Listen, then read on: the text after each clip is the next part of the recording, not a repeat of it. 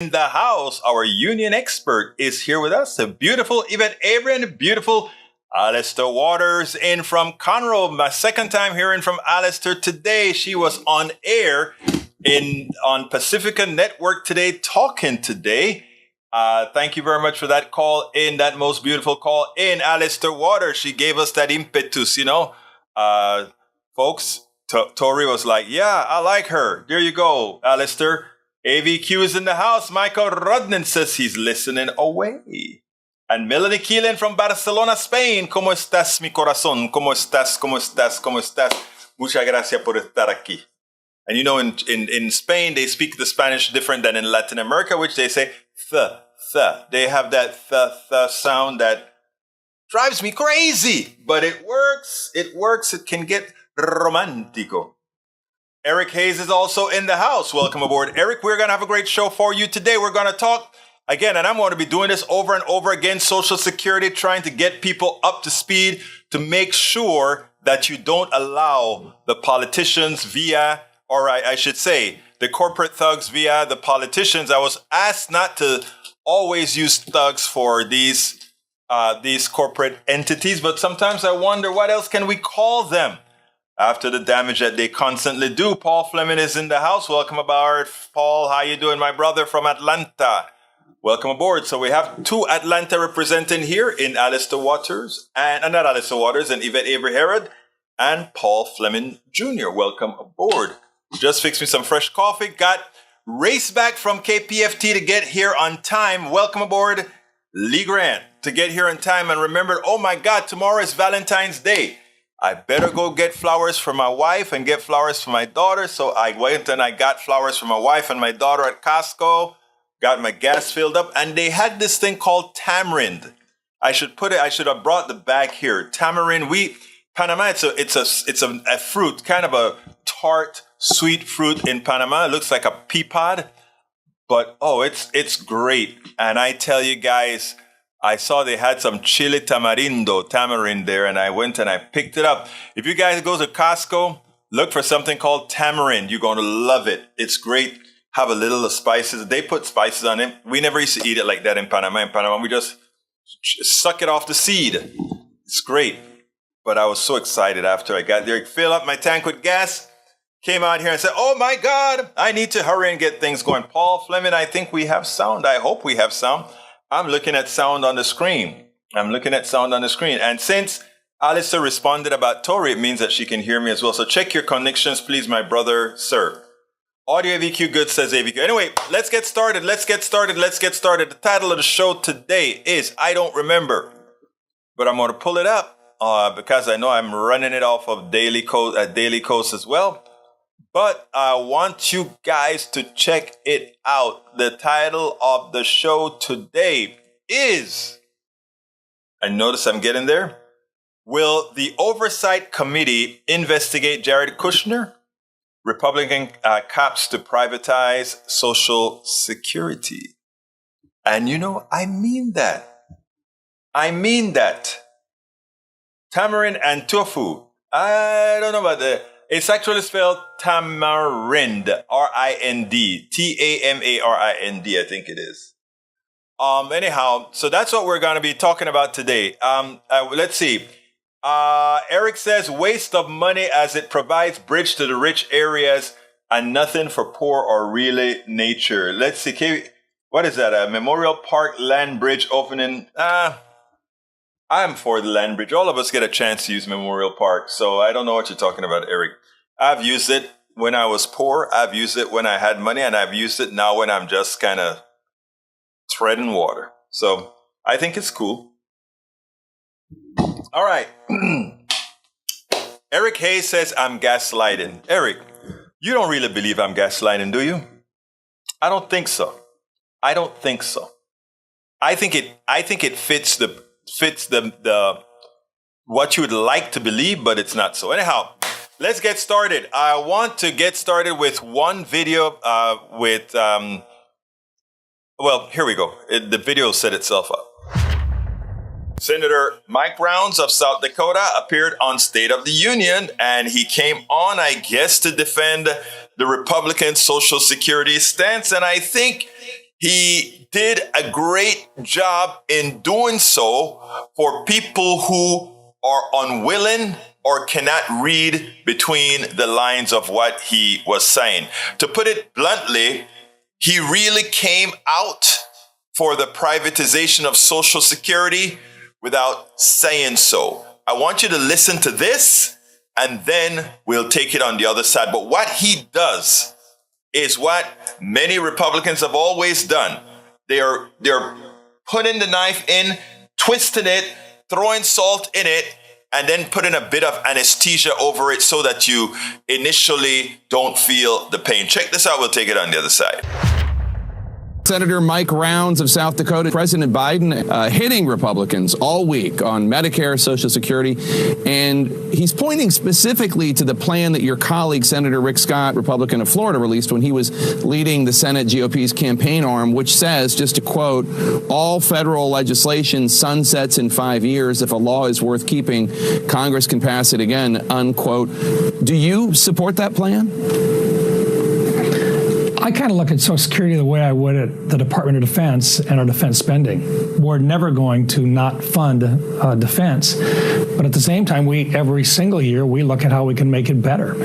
And I think it's about time that we start talking about Social Security and making it better. We've got 11 years before we actually see cuts start to happen to people that are on Social Security. And I think it'd be very responsible for us to do everything we can to make those funding programs now and the plans right now so that we don't run out of money in Social Security and that it continues to provide all the benefits that it does today. Simply looking away from it and pretending like there's no problems with Social Security is not an appropriate or responsible thing to do. So I guess my preference would be let's start managing it. And I'll just give you an example. Later on today, you're going to have folks that are very successful that are going to be around your table. Why don't you ask them whether or not the funding for their retirement comes strictly from government bonds or from the government itself? And don't they look at other resources that help to make their retirement plans better? And I think we can do that if we start now on a bipartisan basis to make plans so that we've got the resources necessary, if not in basically about 11 years. And that's a heads up for a lot of people that are 50, 51, 52 years old. The reductions that are built in are about 24%. Yeah. A group of us are saying, look, we've got to do something about that. Let's talk about it. And there's a group of us that have been. And so this is not something that we should be trying to scare people. This is something that we should be saying, let's plan now so that Social Security has a long run ahead of it, more than 75 years. And why don't we start talking about the long-term plans instead of trying to scare one another? So I hear you on the long-term plans, and I want to talk about that in a second. But just to be clear about what you were just talking about, are you talking about a partial privatization of Social Security so that there is investments in the market in addition to government bonds? Is that what I should understand from what you just said? More along the lines of allowing us to continue to guarantee the benefits that are there, but allow us to use other resources to make sure that they are there. And so that the individual doesn't take the risk, but rather that the federal government does.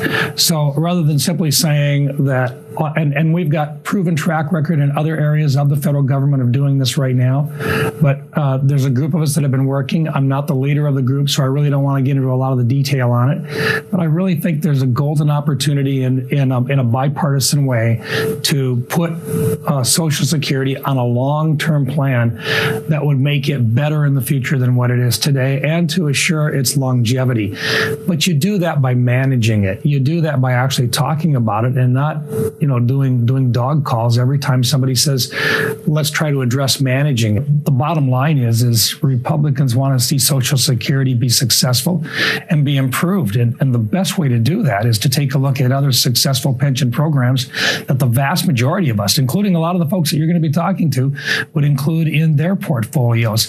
But we can do that as long as the federal government continues to make the assurances to the individuals who are looking forward to Social Security long term. So do you think that everything needs to be on the table in terms of managing it, in terms of means testing, in terms of raising the retirement age, in terms of reducing benefits for people who maybe financially are not as dependent upon them, and on and on? Everything needs to be talked about?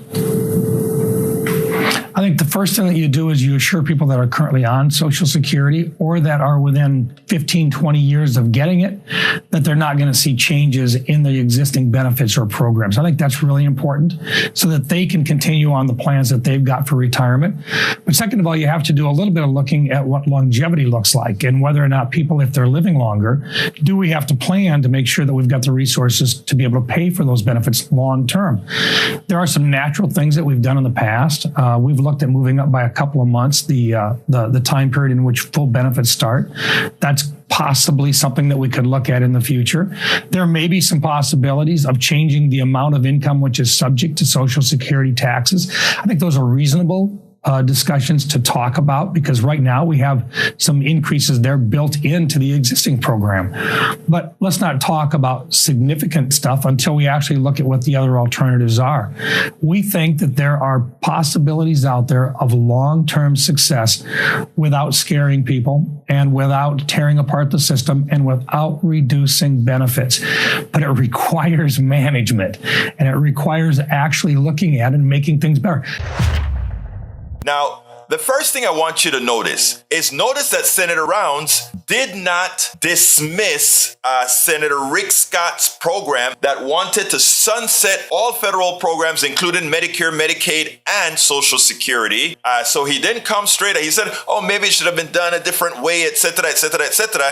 But he did not come out against it because what Rick Scott wants to do is standard Republican orthodoxy. So he didn't come out against it. Then he wanted to placate Jake Tapper. And how did he do that? He went ahead and he said, you know, later on, you are going to have all these people around the table and they're going to have their retirement plans. And it's not going to look like just what the government is providing. It's going to also, and he never said the word private, but he's implying that they're going to have stock portfolios. And he actually later on did use the word stock portfolios. And then he talks a lot about managing, right? He uses the word, we need to manage Social Security as if you're managing a whole bunch of stocks in a portfolio, which remember, if you're into going to put these things on Wall Street, they go up, they go down. And what happens when it's down? Well, he also has an answer for that. And the answer for that is, well, if it goes down, we want to make sure that your Social Security is not going to change. In other words, you're not going to pay some penalty if of course, it makes no sense because what he's trying to tell you is that if he invests in the stock market or whatever, if it goes up somehow, he wants you to believe that you're going to do better. You know, if some of your money is in the stock market. He never once used the word stock market. It's all between the lines of how he uses managing, how he uses Jake Tapper's folks on their pensions, etc. So to combat the irrational nature of putting some or all of Social Security on the books for Wall Street, which is an irrational, crazy thing to do, given that Wall Street is, even now, Wall Street is on a prayer in the amount of derivatives that are out there that are some of them getting ready to crash. It's something like a 1 to 100 leverage that many companies are leveraged on Wall Street, which is why they're trying to get your money. They want to influx your money to give these rats, these thugs on Wall Street who do no work for society, who just plays with money to make a whole lot of money and are all richer than you. They want your Social Security to be managed by those thugs. That's what they want. These are the guys that crash our economy every few years. They crash the economy. And who bails them out? We bail them out. They love socialism for corporations. So here's the deal, folks. What you have to understand. There's a simple fix to all of this. It's not difficult. It doesn't take rocket science. The reason they don't want this fix, the proper fix, the only fix that will work forever, is that it means that those wealthy people, all of their income should be taxable for Social Security. All of their income, well, it's currently taxable for most of it then is taxable for Medicare. But here is the kicker. And I want you guys to understand this in detail, because they lie to you so often with a smooth sounding, nice, smiling face, right? First of all, if they're going to take the risk In other words, if they put your private money into the stock market and the stock market goes down, what Round is saying is, well, the government will guarantee that you won't lose your income. They will guarantee. Well, if the government is going to guarantee failure on Wall Street, and we know that Wall Street is predicated on fraud and failure, when the maximal gains usually go to the people with power, with capital, and all the others make marginal gains or losses. Check it out. Now, here's the deal. When they tell you, well, the stock market always goes up on the average of 7%. See 7% for whom? Okay, that's an aggregated number. But here's the deal. All we need to do is tax every part of income. Right now, those wealthy people, they get away with only paying a fraction of their income. And when I say income, I'm talking about capital gains. I'm talking about wealth and everything else. Here's the deal. They ask you, they say to you, we want to tax your car every year. You pay capital tax on your wealth. You're paying wealth taxes right now. On your home, you pay property taxes. On your car, you pay property taxes. On your business, you pay small business, you pay property taxes or some sort of tax. But you know who doesn't pay tax? If you have a whole set of $1 billion sitting in stocks and bonds and all these other things, you don't get a tax on that. That is just cumulative wealth growing. You don't get tax, but on your home, you're going to pay taxes every year. On my home, I pay several $1,000s worth of just taxes on the home, my biggest asset, my capital. But those wealthy people with all these financial instruments, they don't pay any taxes. If you want to know why Social Security and all these other programs are in trouble, it's because we have made cutouts, we have made subsidies, we have made evasion mechanisms for all these wealthy people to just keep taking their money. They take, and we defend a country with our blood, our sweat, our tears, our labor, our intellect, so that just a few of them can be wealthy without lifting a finger, without lifting any intellectual value to make and skim everything that we have earned. Social Security can be fixed without you paying any more. In fact, you could pay less in Social Security if we taxed as we should, if we tax how we should. We spend absolutely so. And I hope you guys listen to me. These are all verifiable statements that I've made there, that if we tax all that should be taxed, we would have a reduction in the average American citizen. They will have their taxes reduced. Social Security would work. Medicare would work. In fact, we could have, by doing all of that, we could have health care for all. But you know what? We have to fight for it. We have to show that it's not a gift. It's not a handout. It's something we've earned. I repeat, it's not a gift. It's not a handout.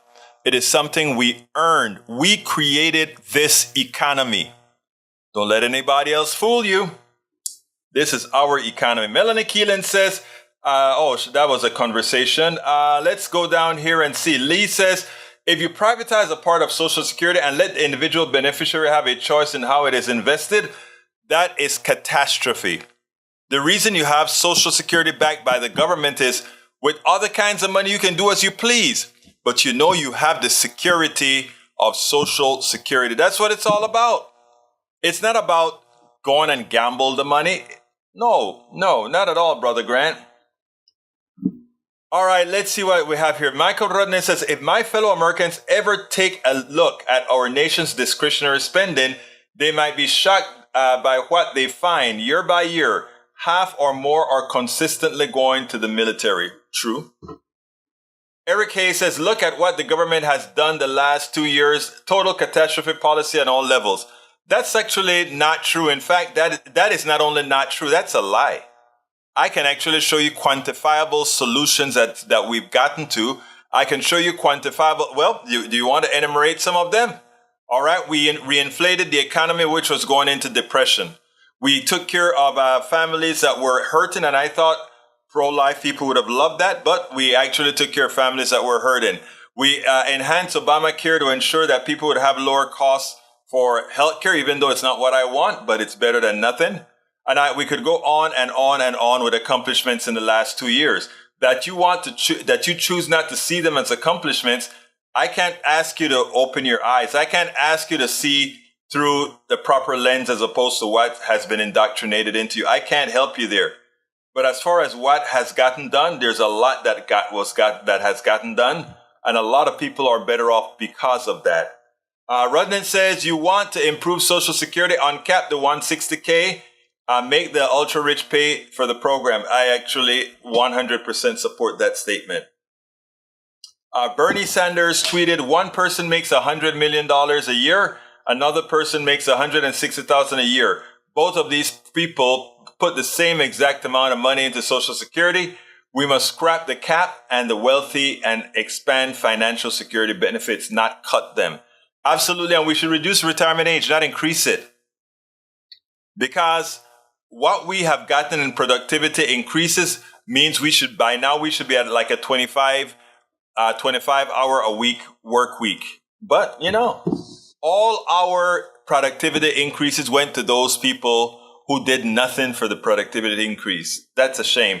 In fact, that's what I wrote in my newsletter today. Maybe I should read that paragraph in the newsletter because I think I wrote it pretty solid on that point. So let me go ahead and get to that part of that newsletter. Because what I said, by the way, the newsletter is at politicsdoneright.com/newsletter. You can go there and read the newsletter for free, or you can say, I want to sign up for the newsletter as well, and I want to be a contributor to the newsletter. But in there I put, to combat the irrational nature of putting some or all of Social Security on the books for Wall Street to pilfer and profit from, no, that's not what I want. For those who think we cannot afford that, meaning afford to have a lower retirement age, as well as a better payment from Social Security. For those who think we cannot afford that, that is what rich, greedy, selfish plutocracy would like you to believe. Robotics, efficiency, and productivity have increased exponentially. Many fear automation. I think we should embrace it. It should lead to both shorter work weeks and earlier retirements. The problem is that in today's economic system, all the profits from productivity and efficiency have gone to executives and shareholders. In other words, we provided the intellect and labor to create efficiencies, increase productivity and profits, and it went to the select few, the owners of corporations. Shameful, shameful, shameful. All right, let's see what else we got here. Dow and S&P are steady, reliable growth over time. That is if you aggregate over time. Unfortunately, people often don't retire over time. They retire at a particular date. And if they choose to retire through a crash, there's nothing. Look, the market system is a gambling casino. It is something where a few people make a lot of money, but it is not a good thing. All right, GOP, Tom C. Welcome aboard, Tom. Welcome aboard, Lee Grant. Welcome aboard, anybody that I haven't yet noticed. I'll catch you later. It goes. GOP Wall Street BS sounds like Social Security disadvantage. Social Security is an insurance program and not a savings program. You pay a monthly premium from income for a payout you may never need. There you go. You hit the nail on the head, sir. Gracie Allen says Social Security is old age insurance. I like the way you say that, Gracie Allen, but I bet you're not some old age lady. All right. Melanie Keelan said, oh, yeah, they are. Eric Hayes. Mike Cisak said, Egberto is admitting that Social Security is a Ponzi scheme. I'm not admitting at all. Robert Davenport in the house. I haven't seen you in a couple of days, Robert. Welcome aboard. Thank you for being here. Michael Rodden says, Mike Cisak don't know what a Ponzi scheme is. The mere fact that he said that proves that he doesn't know it. You're absolutely right about that. Come on, brother Cisak. You should know better than that. Lee Grant says, leftists love taxes. Each and every one. I love taxes appropriately applied. Yes, I do. I love taxes appropriately applied, Lee Grant. I won't be sorry for saying that. I won't be embarrassed for saying that. In fact, I think those who should be embarrassed are those who don't say that. Tom C says managed funds is shorthand for management fees. Wall Street wins and small investors always lose unless the roulette wheel stops on your winning number. Fat chance. Exactly right. Exactly right. Mike Cisak says, Lee Grant, they love thieving from others by voting for it. Ha ha ha.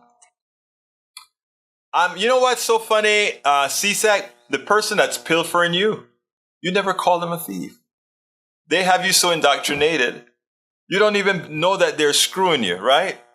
But, can't help you there, but I'll try. I'll continue to try. I'll continue to give positive affirmation and love and hope that somehow that allows you to take my message more with better context. All right, Michael Renner says, Lee Grant, tax and spend from on the people is one way to go. Some leftists want a moneyless society, an idea you can't even seem to imagine. Huh. All right, we got Robert Davenport said, my video is frozen. Sorry, brother Davenport, just reboot. Michael Renner says, man, I'm so tired of conservatives intentionally misunderstanding what their opposition want and then creating straw men arguments around those intentional misunderstandings. You said it right, and that answers the question. You answered your own question where you says intentional misunderstandings. I also call them willful ignorance. But again, they will change when something happens to them and they have to come begging for progressive values, but who cares? Mike Cisak says, if a wealth tax is such a good idea, why did Europe kill theirs? Why? Because the wealthy got together and started to move their money to America. That's why. But if everybody did the right thing, there's nowhere to move your money. Brother E2247 says, executive privilege isn't absolute. It can't be, what is that?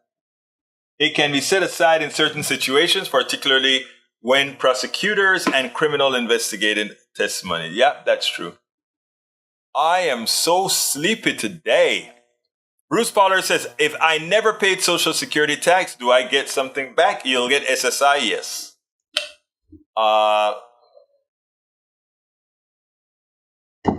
E2247 says, executive privilege won't be enough to keep Pence from testifying. The courts may have even already made, in essence, that ruling matters concern grand jury or conducted in secret. Maywood says the boot on the necks of common people is climate change.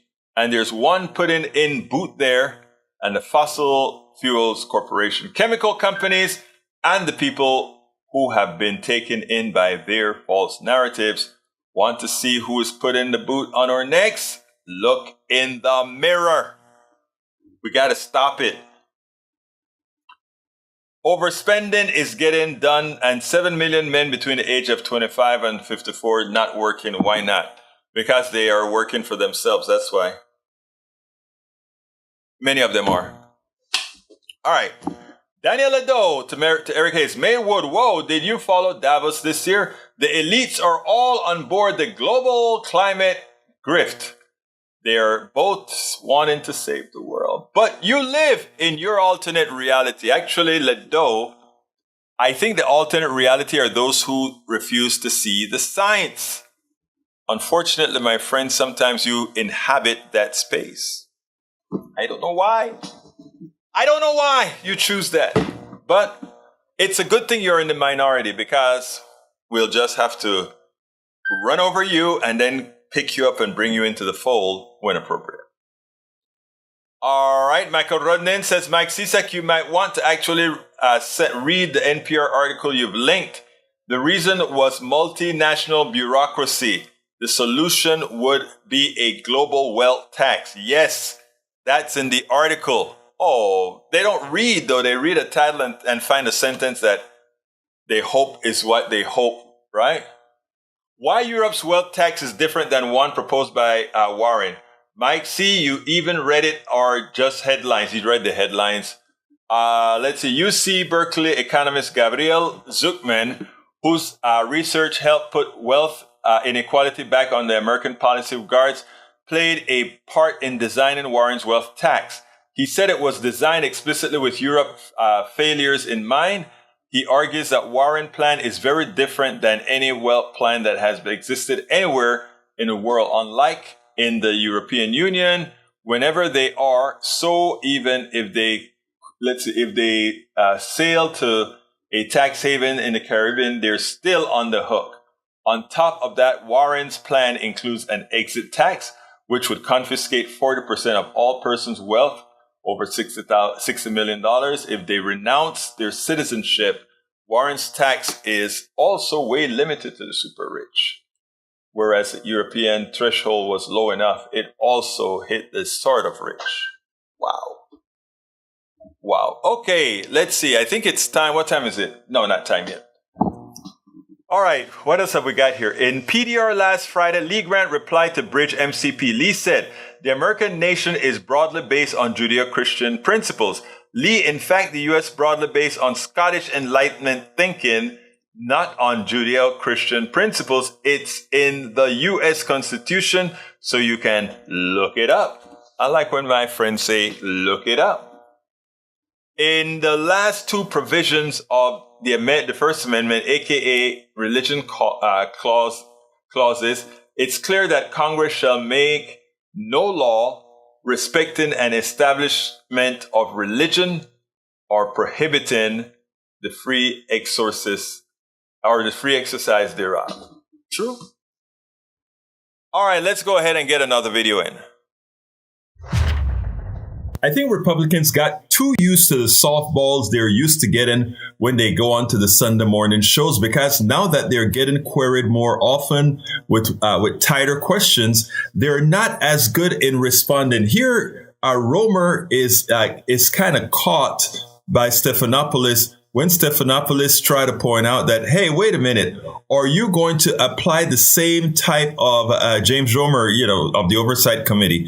He said, are you going to apply the same type of scrutiny that you're providing towards President Biden and Hunter Biden? Are you going to make sure that same sort of scrutiny applies to Kushner, Donald Trump's brother, or rather son-in-law, who has a whole lot of dealings with Saudi Arabia. In other words, not just dealings, but we're talking about $2 billion. And, Romer says, oh, it's going to be bipartisan. Oh, it's going to be that we're going to look into everything and try to pass laws that everybody have to function. But, the Biden family is responsible. I tell you what.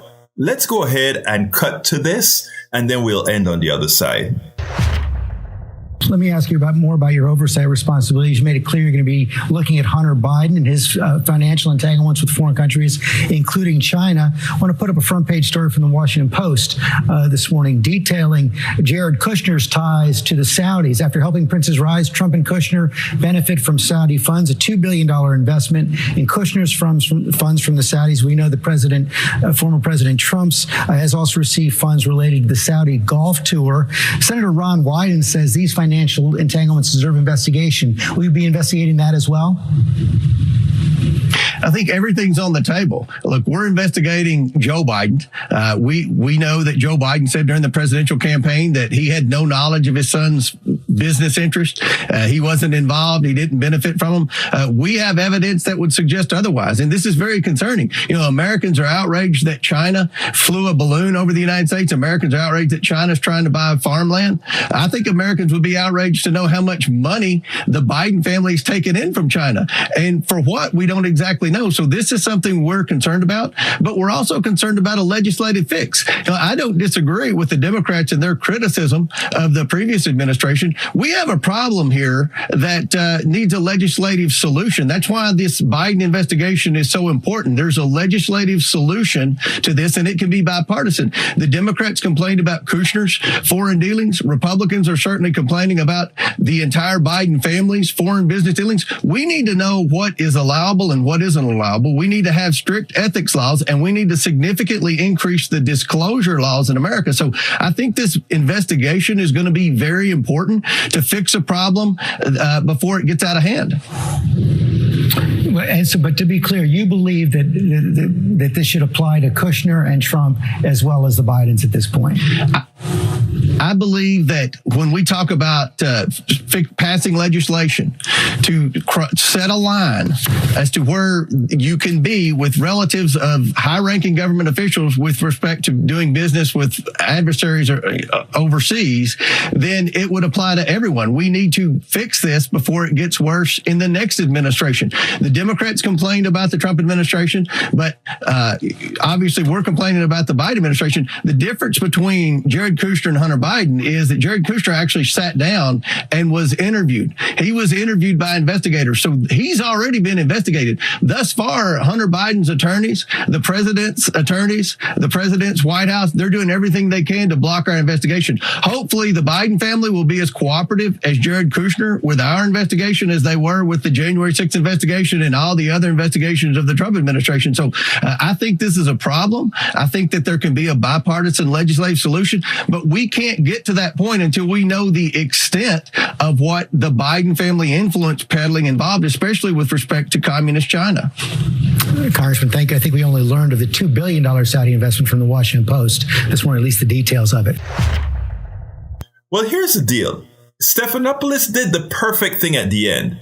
He tries to be Romer tries to be measured. He tries to say that somehow Kushner was interviewed, not about the $2 billion, but for the insurrection.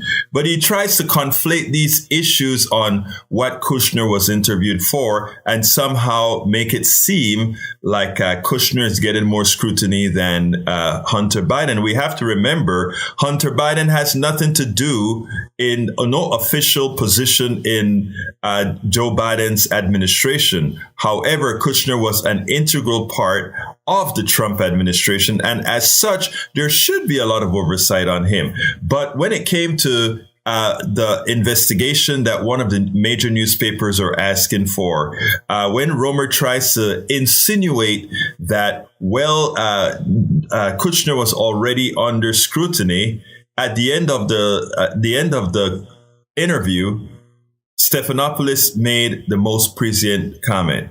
Remember, we would not have known anything about this $2 billion absent the newspaper letting us know. So it has nothing to do with your oversight. It has everything to do with outside coverage of Kushner. Again, these guys come unprepared to these shows these days. They used to be prepared. They come unprepared to these shows because they were so used to get in the softballs. Now that we all know they're an existential threat to this country, now that we all know that Republicans are clear and the Republican leadership, that is a clear and present danger to the American experience, to the country, people are taking them a bit more seriously. People are doing better interviews. And I hope that continues, because if that continues, we won't have the problem of having the level of incompetence, the level of treasonry in the United States government as we did under President Trump. We spend a lot of time deconstructing the news, trying to parse it into a form that everybody can understand. We try to find those little nitpicks where it flies above. Absolutely so. Absolutely so. Anyhow, let's see. Renan says, remind me again, how much did Trump and his family take from China? Here's Forbes with 5.4 million, and that's just a start. Oh, wow. That's a good article. Bridge says, waste of our money. True. Let's see. Hidalgo and Garcia and Ellis. Let's see what else we got here. Paul Fleming says, greed and Well, I think I had another Paul before that one. Let me go to your first one, Paul, because I think it had something that I wanted to read. Let's see. Paul Fleming says, these guys want us riding on dirt roads, falling bridges, and traveling on trains. The Flintstones don't want changes. That's very true, my brother. That's very true. E2247 says, Lee Grant, by religion, I mean a personal set or institutionalized system of religious attitudes, beliefs, and practices. Nowhere in that definition is inkling of a nation, but only a person. Daniel says, so Egberto's scheme to tax the rich depends on everybody doing the right thing. It's clear now Egberto he thinks like a child. Okay. If that's what you think, I would posit that those who continue to allow wealthy people who don't have the intellect to do the things that they attributed the wealth that they stole from are likely the childish ones. Because if you can't see that Jeff Bezos created very little for what he's worth, if you can't see that, whose mind is a child again? Let's see. To be able to understand those concepts, I think you have to go through rational thinking. And who goes through rational thinking? A more developed mind. And if your mind isn't well developed, well, you're not a rational thinker, which could then say you have the mind of a child. Okay. I think you were looking in the mirror, Brother Ledo, but it's okay. I know you're obsessed and you looked in the mirror and even though it was your reflection, you thought, no, that's Egberto. No, sir. It's okay. It's all right. Eric K. says, you don't pay in, you don't get anything, right? Isn't that how it should be? Well, let's see. No, that's not the way it should be. That's not what a society creates. But we won't go into that. Michael Rodin-Toledo says, you are okay with wealthy people when they do wrong. Then no one being above the law, including tax law. Exactly right. Paul Fleming says, greed and Barney are in the minority. You'd think they'd gain knowledge after listening to someone smarter than them. You can't get a grade lower than an F. That is true, though. All right, let's see what else we got here. Michael Renner says, remind me again, how much no, I read that one already. Waste of our money from Bridge. I'm not sure what I was saying when she said that. Michael Renner says, Citizens for Ethics Review. Jared Kushner and Ivanka Trump reported upwards of $640 million in outside income while working in the White House. $640 million? Talking about a grift. Wow. Robert Davenport, my brother, says, Kushner worked for the Trumps' White House. Hunter does not work for the Biden White House. It's so hard for these people to grasp certain things, but we hope that constantly telling them will solve that problem. Constantly telling them may solve that problem. Bridge MCP says, Michael Rudden, Citizens of Review, Jared Kushner. I read that one. That's a copy. Okay, we also have, what is that? Eric Hay says, bitty, that's all, folks. What? I don't know what you mean by that, Eric. What can I say? All right, Michael says, Egberto, when you see a conservative make an accusation, they're nearly always making an accusation in the mirror. Thinking like a child is almost definitely how conservatives think, with zero research and zero nuances. Unfortunately, if you look at a lot of our statements here, not from all, but from too many, what Michael just said is correct. Bridge MCP says, for SSI, it's taxpayers' money. The rest is the person's money. Let's see. Robert Davenport says, poor little LaDouche just can't not work these things out. And Eric Hayes says, yes, be a creator, not a taker. So then, if you're saying be a creator, not a taker, that would eliminate most millionaires and most billionaires.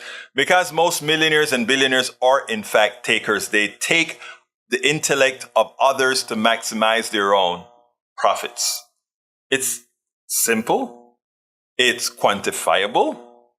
It can be seen anywhere. Egberto Willis, waste of money meant that hearings. Oh, I got you. And Michael Renner says, hey, conservatives, when you got politicians and their families making hundreds of millions, do you ever stop to wonder if they are working for you or are they working for themselves? We know the answer. And Ledo, I think, chimes back and he says, I am saying that Egberto has a child's understanding of the world. If he thinks rich people will accept higher taxes and pay out of the desire to do the right thing, in the adult world, we know that the force and power of the state will be threatened and used to get the money. Let's stop for a minute, because there's something you fail to understand. There are a lot less of the wealthy, and I mean orders of magnitude less than the wealthy, than there is of the others. So therefore, the wealthy, technically speaking, has no power. Their power is in that they've so far indoctrinated the minds of many, like you, Mr. Ledoux, into believing they have power they really don't have. However, if the narrative that we are speaking here takes traction and folks realize that we still have one person, one vote, and we prohibit ourselves from being under the spell of the rich because they give us the expectation that somehow we could be them, which will never happen, because they will never allow that to happen, because the only reason they are rich is that they're taking the resources of others. No, there's no magic about this thing. So Daniel Ledoux, it is you who do not understand a true concept. I am trying to remind folks that they are already in power with one person, one vote to take over the spoils that they've earned. You refuse to see that because in a simple-minded fashion, you just cannot understand that the wealthy's power comes from having your mind. Again, the wealthy's power comes from owning your mind. Otherwise, they have no power. They can't drive a MiG, or they can't drive a F-16. They can't fly they can't, right? And they don't own the means. They own the means of production, but they don't produce. ¿Capish? Señor, eso no es difícil por entender. It's not difficult to understand these concepts. If you're not a child, that is. Michael says, Daniel Ledoux, cool force and power of the state to ensure an end to tax fraud. You do understand that the wealthy have gotten away with trillions in tax evasion. And Eric says, Egberto, if a Warren or Bernie can become rich, anyone can. It's America's capitalist economy. Again, wrong. You don't understand what capitalism means. If that's your example of capitalism, you failed the course. Sir, I hate to tell you, you have failed the course if you honestly believe that. That's not capitalism. Daniel Ledoux says, whoa, you refuse to acknowledge that after we all go to tax the rich, it is administrative state that will use its sole legal use of force to extract that wealth. You missed the point. There's no state without us.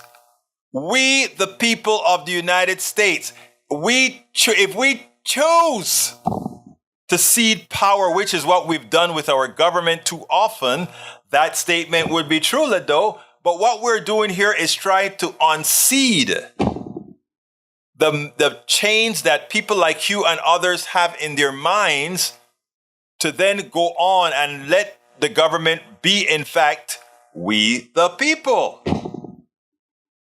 Eric K. says, Egberto, I see reality, not Tinkerbell theory of the left. There's no Tinkerbell here. It works elsewhere. There's no Tinkerbell. It doesn't work here again because why again? We pat ourselves on the back. We say we're exceptional. We say all these things while our people die more frequently. We kill each other more frequently. We do all these things, but we're exceptional. Yeah, we're exceptionally, you know what? You know? We are exceptionally, you know what? Daniel Ledoux says, seems to me, this is from Michael says, Daniel Ledoux seems to be against the idea that states aim to exert a monopoly on violence, and then talks about people not thinking like children. Oh boy. You know, I just have great thinkers on my program. Just have great thinkers. I can't help it. You guys are just great. All right, so we are coming close to the end of the program. We have about 4 minutes left before I have to do my ask. So I don't have any more videos to provide you, but if you have questions, material, or statements, I would be more than happy to read them, put them on the screen for our others to see. Normally, I have a lot more input in the beginning. Usually, that's why I kind of reduce what I do. So go ahead and let me hear what you want to talk about, and we will be right there with you guys. I'm drinking a bit of coffee. I probably should have put a little bit of caffeine in there. Daniel Edo says, so how are we, the people, going to get the money from the rich? Show up their doors with pitchforks? No, they don't. Look, the rich has stolen money in bank accounts that we control. We control the money supply. We tax it from them. It's that simple. Law only has force due to the threat of state violence. That's a truity for everything. I'm sorry, that's a truity for everything. Paul Fleming says, except for Fred and Barney. Okay, hermano mío. Okay. You know, I for some time I was planning on doing this program in Spanish as well. You know, I'm still thinking about doing the program in Spanish, but you know how it goes. We get used to 5 days a week in English. I would have to add another time for our Spanish program. Pero si los latinos que están viendo el programa hoy, estoy pensando hacer el programa también en español. Y lo que les quiero decir es esto. Si quieren Politics Done Right en español, mándame correo a info@politicsdoneright.com. info@politicsdoneright.com. Porque lo que voy a decir es esto. Hay mucha gente que a veces me dice, mira, ¿por qué no lo haces en español también? Porque queremos mandar esto a mi vecino, queremos mandar esto a la familia o lo que sea. Así que eso es lo que quieren. Mándame, por favor. Y si tengo suficientes cartas electrónicas de ustedes, info@politicsdoneright.com. info@politicsdoneright.com.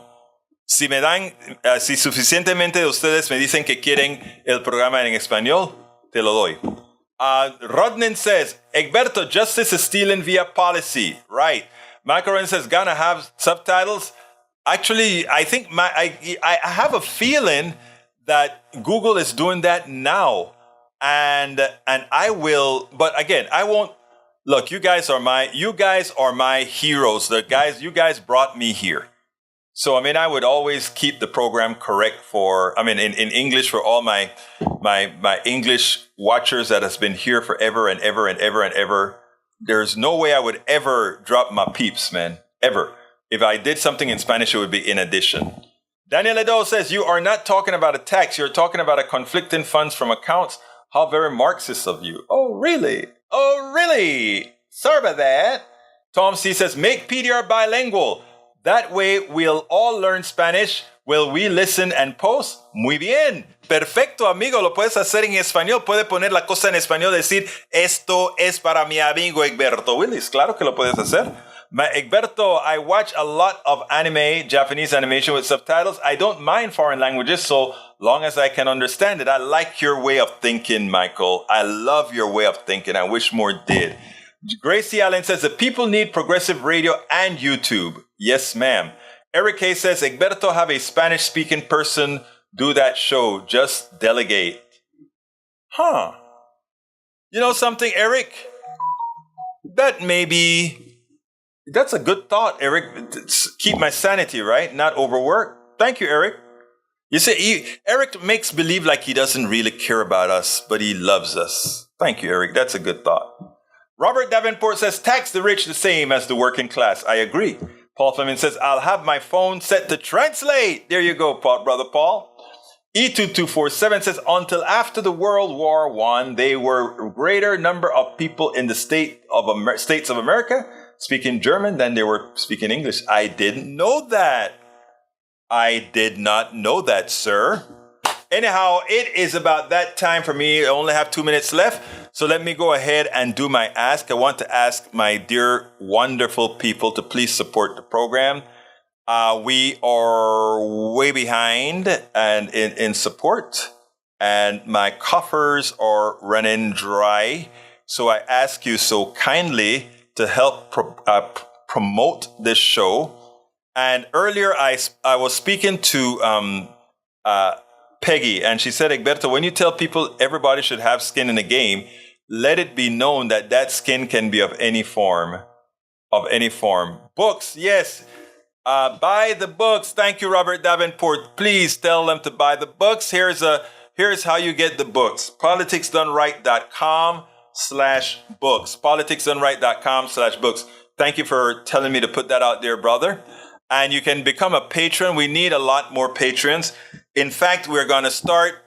Well, Patreon has some new facilities, some new options that they have where they can have, you can do videos and stuff for the people who are patrons. And I'm looking into that right now to see if there's some way here's my problem. And this is my problem. I want everybody to be able to see everything, but I also want to do something special for all those that are contributing. It is hard. My ideology is that I want everybody seeing this stuff. At the same time, I want to give some sort of a perks to people who, well, you understand what I'm saying.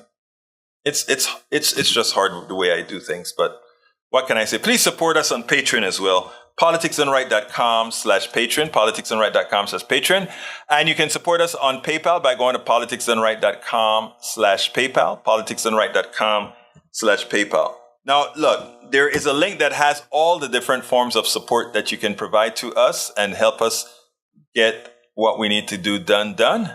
And that is and let me go ahead and pull that support link, politicsdoneright.com/support. If you pull on politicsdoneright.com/support, you'll have all the links to the various forms of the different ways you can support us. Please, I ask you so kindly to support however you can. This is a 16-hour-a-day ordeal for me, 7 days a week. That's not a complaint. That is just a statement of fact that tells you I love being able to make a difference. And every time I'm a little bit down, and this invariable happens all of the times, I either get an email, even sometimes a call. One of you supporters, this one, a woman in LA, first thing in the morning, 9 o'clock, she called me. And she just said, I just thought you needed to hear from me today. I don't know her. She's a doctor and she's a supporter of the show. And she said, you just need to hear from me today. And she says, I want you to, this is what she said. She said, I just got your email newsletter and she's a subscriber as well. And she says, you're kind of tired and my heart told me to give you a call. And, it was refreshing. She went to the website, found my number, gave me a call. And she just gave kudos as far as we are in this together. We have to make that change. And I must admit, it simply felt good that's how we are. That's how this family is. Ultimately, I always get an email, a call, a text, or something. And it always happens at the opportune time. But I'm asking you right now, folks, to please go to that link, politicsdoneright.com/support, and support us however you can. Remember, we do important work, and this is a long haul. So we're going to need long haul in support. Whoever can be a part of the give me a coffee or two every month, that would be great. Whoever can just do it one time, that would be great. Whatever you can to help support the program. My name is Egberto Willies. This is Politics Done Right. And you guys know how I end this baby. I am what? We spend a lot of time deconstructing the news, trying to parse it into a form that everybody can understand. We try to find those little nitpicks where it flies above the fray, etc. If you really like these videos that we do, I want to ask a big favor. Please go ahead. Number 1, subscribe to our channel. And number 2, please join if you can. Thank you so kindly for watching. Keep watching. Please remember to share. We must populate the entire internet with our progressive message, a message that we know is what most Americans say that they want. So help us, please.